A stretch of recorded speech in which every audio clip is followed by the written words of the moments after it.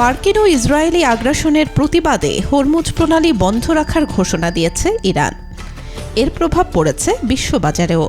এর মধ্যে মার্কিন প্রেসিডেন্ট ডোনাল্ড ট্রাম্প জানিয়েছেন শিগগিরই হরমুজ প্রণালী খুলে যাচ্ছে। তখন এই বাণিজ্যিক পথটি যুক্তরাষ্ট্র নিয়ন্ত্রণ করবে বলে জানান তিনি। সিএনএনকে দেয়া এক সাক্ষাৎকারে ট্রাম্প বলেন, ইরানের সঙ্গে আলোচনা এগিয়ে চললে সেটা খুব শিগগিরই খুলবে। হরমুজে নিয়ন্ত্রণের বিষয়ে বলেন, এটা নিয়ন্ত্রিত হবে যৌথভাবে। আমি এবং আয়াতুল্লাহ একসঙ্গে মিলে এটা নিয়ন্ত্রণ করব। ইরানের শাসন পরিবর্তন নিয়েও কথা বলেন ট্রাম্প। জানান, ইরান শাসন ব্যবস্থার গুরুত্বপূর্ণ পরিবর্তনও হবে।